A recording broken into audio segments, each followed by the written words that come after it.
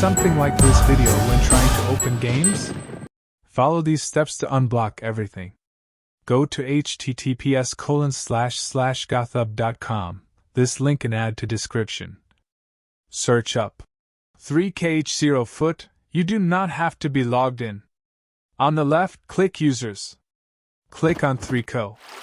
Click Repositories, and scroll until you see ext remover. After doing that, click the file guises.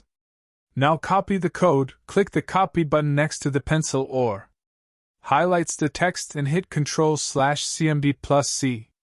Right-click Toolbar and Bookmark bar, then select Add Page. Name it whatever want but paste the copy text to the URL bar.